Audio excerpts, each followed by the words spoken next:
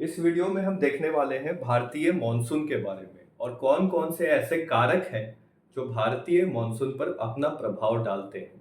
लेकिन उसे जानने से पहले हमें यह जरूर देखना होगा कि बाकी और कौन से कारक हैं जो को भारत की भूआकृति को, भारत की फिजियोग्राफिक डिवीजन, भूआकृतिक विभाजन है जिस पर असर डालते हैं।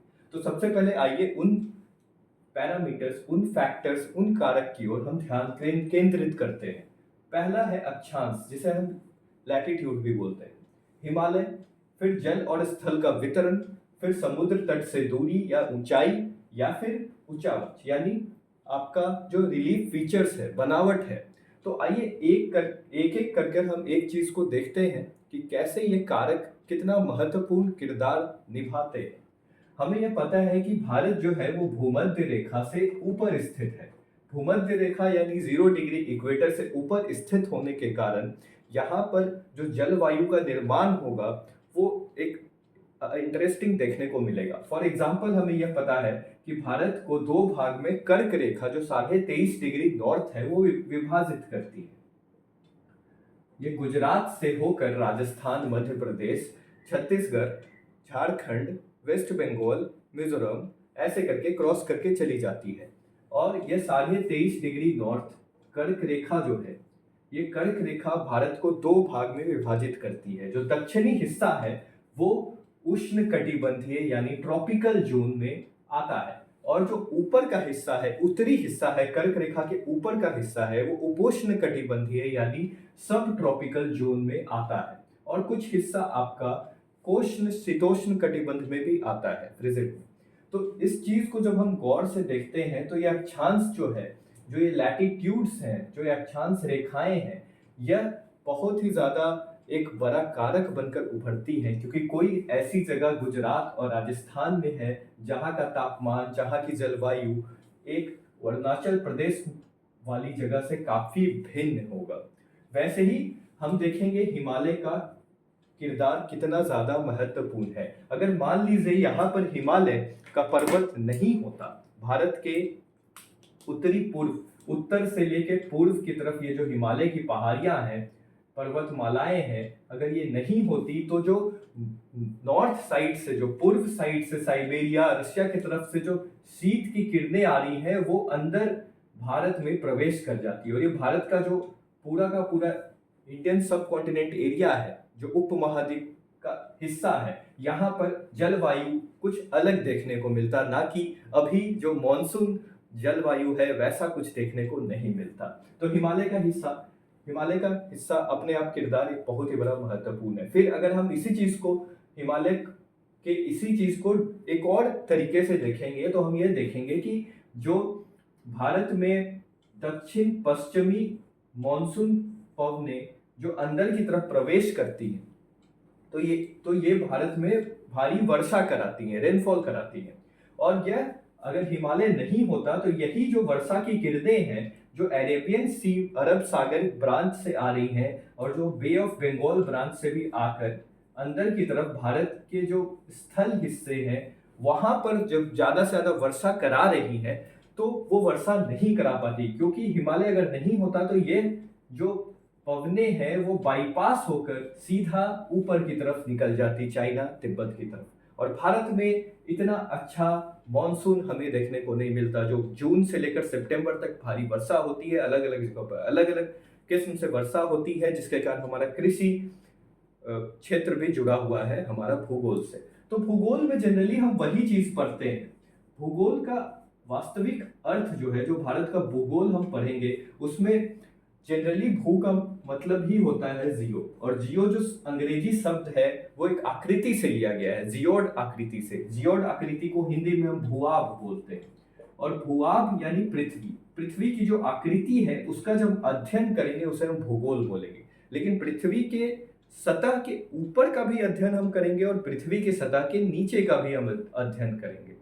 दोनों अध्ययन हम भूगोल में करते हैं, और यही हमारा सिलेबस है सिविल सर्विसेज का। तो आइए ऐसे करके हमने अक्षांश, हिमालय, ये सब चीजें देखी। जो नेक्स्ट है हमारा वो है जल और स्थल।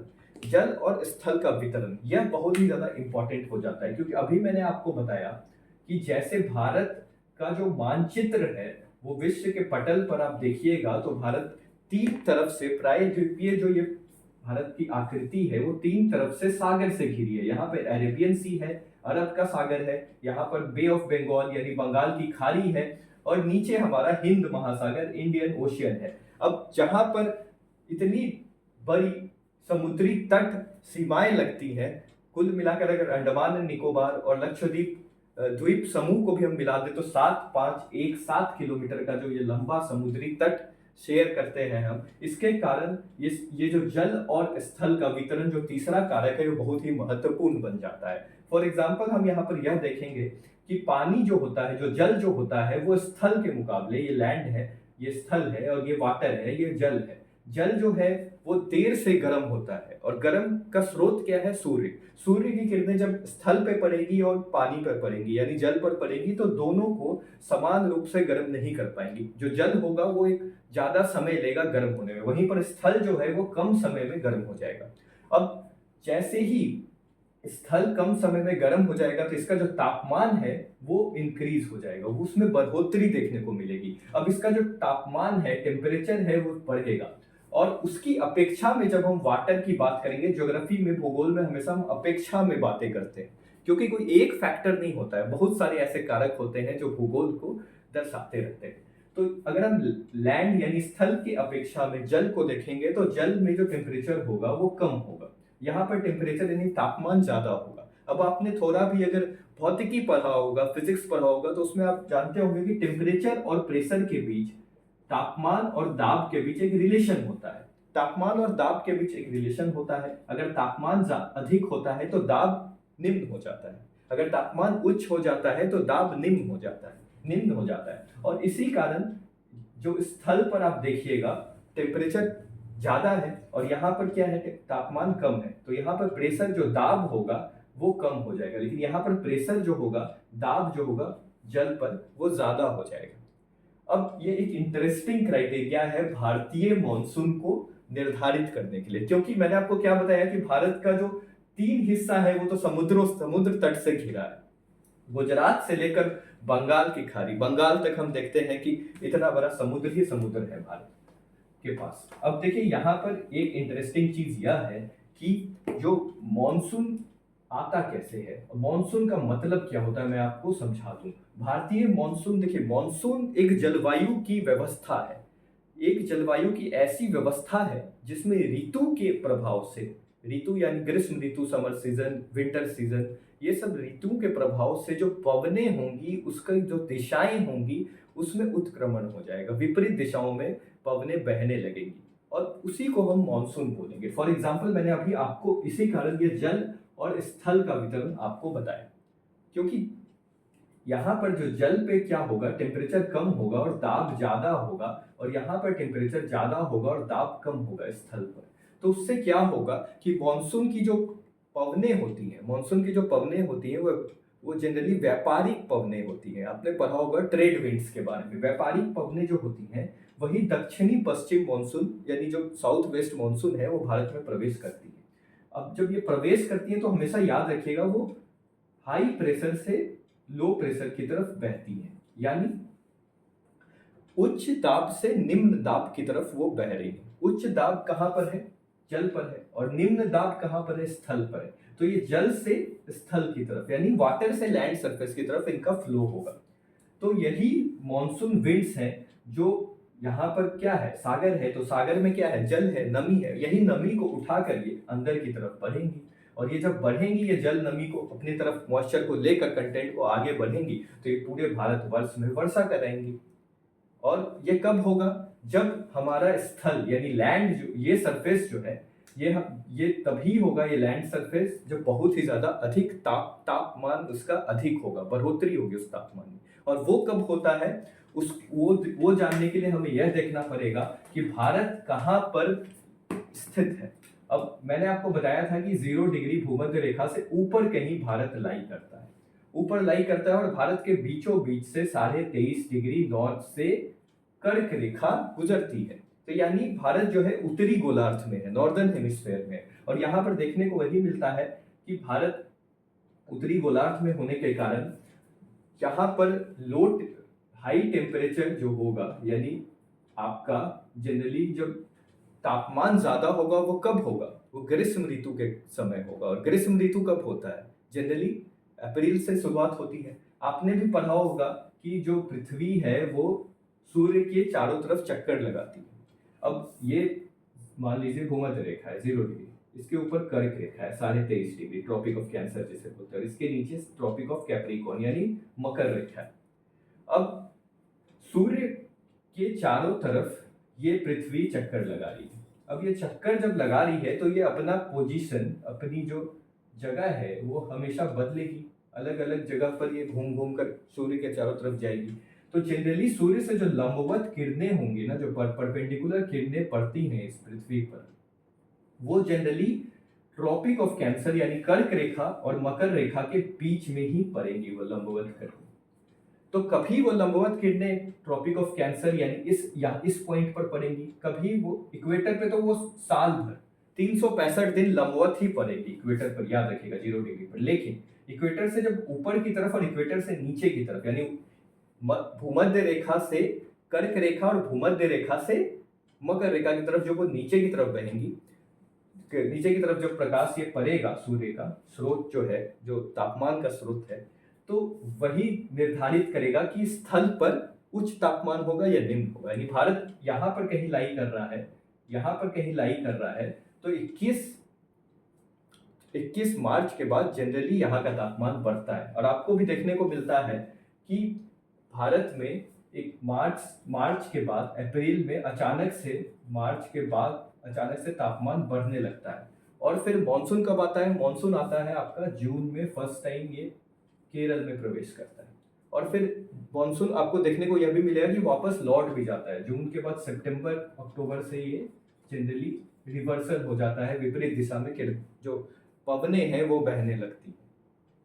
तो ये सब कारण है, जो कारक मैंने आपको अभी बताया। फिर समुद्री तट से दूरी, समुद्री तट से ऊंचाई, मान लीजिए कोई एक ऐसा जगह है दार्जिलिंग एक ऐसा जगह है जो समुद्री तट से काफी ऊपर है, लेकिन वो समान अक्षांश पे, मतलब भारत पे मान लीजिए दार्जिलिंग यहाँ पे है, जैसलमेर यहाँ पे, दोनों ऑलमोस्ट समान अक्षांश पे है, लैटिट्यूड पे, लेकिन तब भी यहाँ दोनों का जो जलवायु है वो भिन्न है। वो उसका वजह क्या है, उसकी वजह सिर्फ यही है कि जो सतह है, जो ग्राउंड सतह है, जो भूमि का सतह है, उससे हम ऊपर की तरफ जब ऊपर जाएंगे, समुद्री तट से हम ऊपर की तरफ जाएंगे, तो तापमान जो होता है वो घटता है।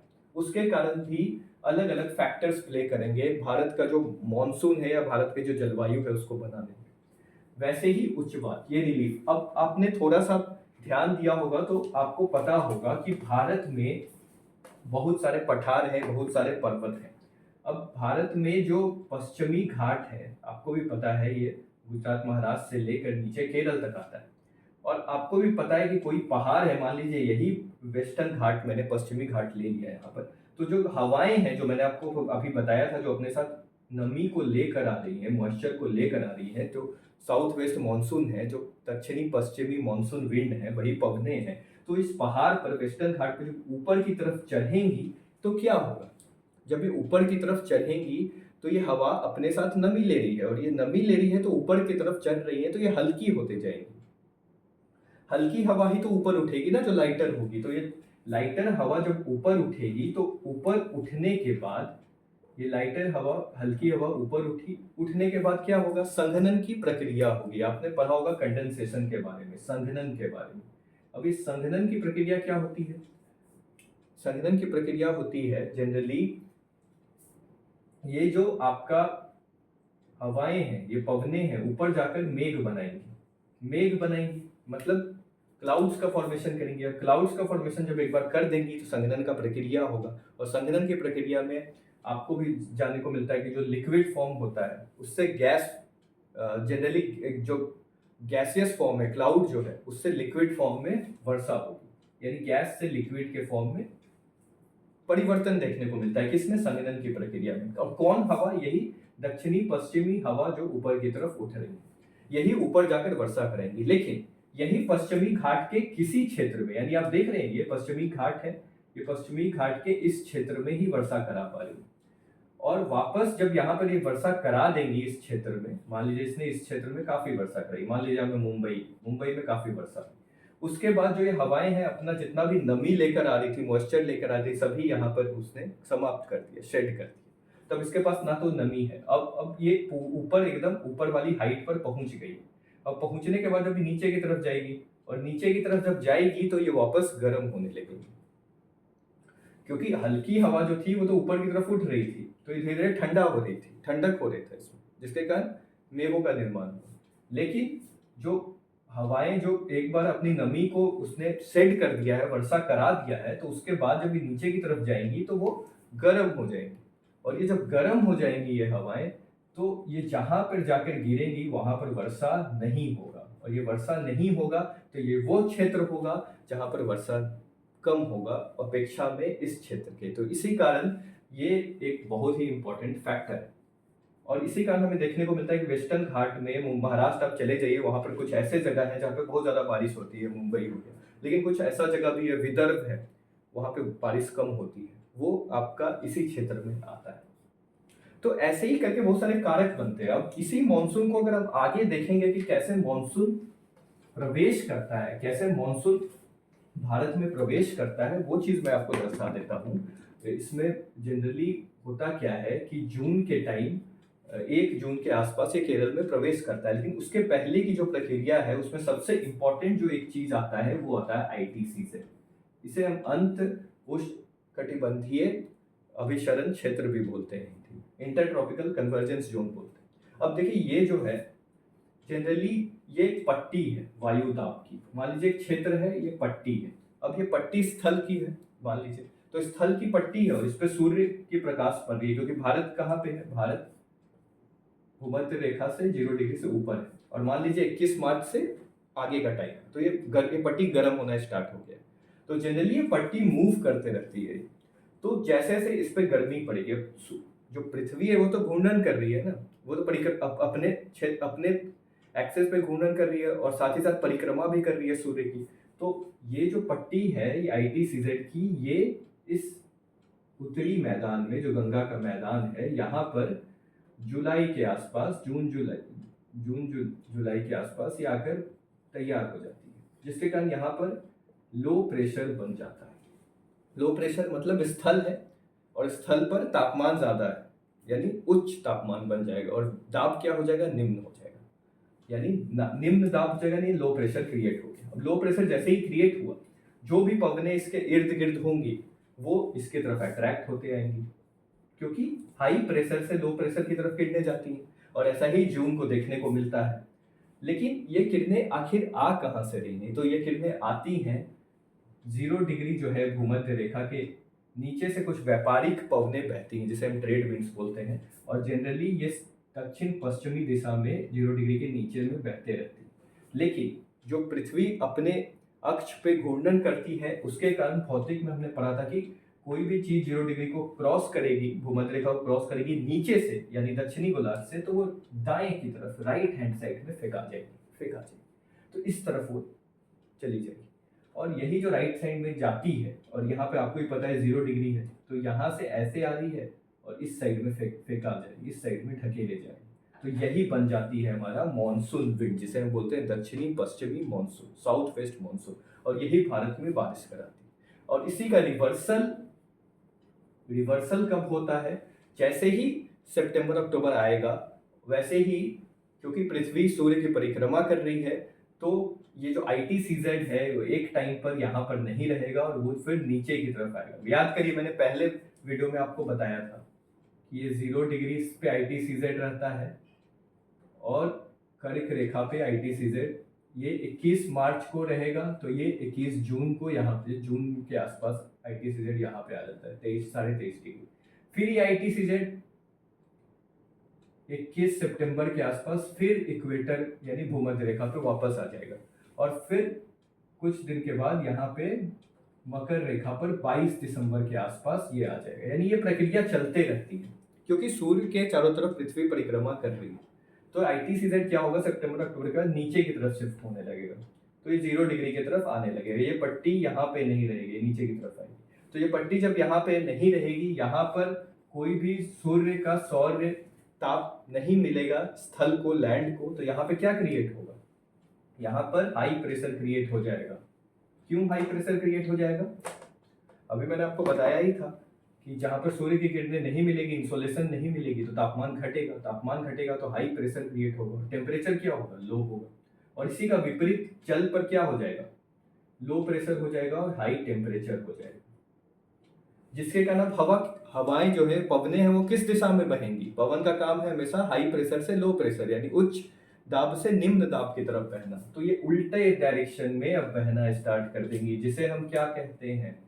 जिसे हम बोलते हैं नॉर्थ ईस्ट मानसून, उत्तर पूर्व मानसून। तो भारत में दक्षिणी पश्चिम मानसून से भी बारिश होती है और उत्तरी पूर्व मानसून से भी बारिश होती है, लेकिन ज्यादातर जो वर्षा होती है वो दक्षिणी पश्चिमी मानसून से जून से लेकर सितंबर अक्टूबर तक भारत में होती है। तो होपफुली आपको समझ में आया होगा ये कुछ कारक बनावट जिसके कारण भारत की जो भूआकृति विभाजन है, जो कैसे भारत की संरचना है, उसके बेसिस पर, और भारतीय मानसून को मैंने समझाया कि कैसे वो प्रवेश करती है। इनफैक्ट केरल ब्रांच से भी वो प्रवेश करती है और एक बंगाल की खाड़ी से वो डायरेक्ट निकल जाती है, और यहाँ पर हिमालय है और हिमालय का ही एक्सटेंशन है अरेक्कन योमा, तो यहाँ पर टकरा के फिर ये इधर करती है। तो ये जो क्षेत्र है ना, यहाँ पर दक्षिणी पश्चिमी मानसून बारिश नहीं करा पाती है।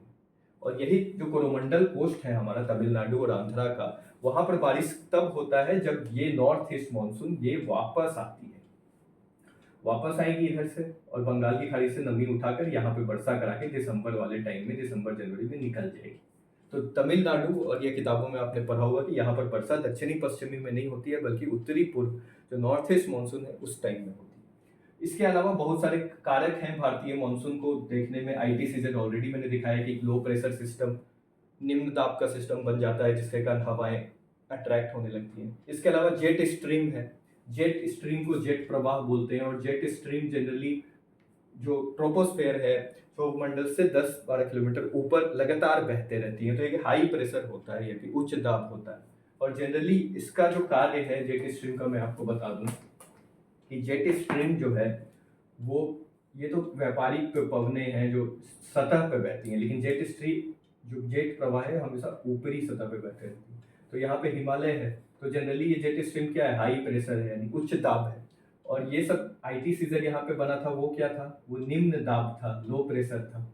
तो जनरली ये दोनों एक दूसरे से लड़ाई करेगा, हाई प्रेशर लो प्रेशर। फिर ये जब कमजोर पड़ जाता है, यहाँ पर तिब्बत का पठार भी है, तिब्बत प्लेटू, वहां पर भी तिब्बत का पठार इतना ऊंचा है समुद्री तट से कि सूर्य की किरणें को आसानी से गर्म उसे कर देती है, और गर्म जो भी चीज होगा वहां पे लो प्रेशर होगा। तो तिब्बत का पठार पे भी लो प्रेशर है, तो ये दोनों हाथ मिला लेगा आपस में, और जनरली ये हाई प्रेशर और लो प्रेशर आपस में फाइट करेगा। और ये हाई प्रेशर जैसे ही कमजोर होगा तो ये दो भाग में विभाजित हो जाता है। एक नीचे वाला भाग ऑलरेडी रहता है, ये हटकर ऊपर की तरफ बहने लगेगा, ये कमजोर पड़ जाता है इसका जो बाँ है, और जनरली अचानक से, हम कहते हैं ना, सडन आउटबर्स्ट होता है, अचानक से मानसून भारत में प्रवेश कर देता है। तो यही कुछ प्रक्रिया थी इस वीडियो में मैंने आपको बताना था। होपफुली आपको ये चीज़ें समझ में आई होंगी। तो धन्यवाद। बाकी आप इस चैनल को सब्सक्राइब कर सकते हैं। बाकी वीडियोस पीवाईक्यू से रिलेटेड वीडियोस ऑलरेडी इस चैनल पर बनाए गए हैं, और भी ज्योग्राफी से रिलेटेड, डिफरेंट सब्जेक्ट से रिलेटेड वीडियोस भी इस चैनल पर ऑलरेडी बनाए हैं। Thank you.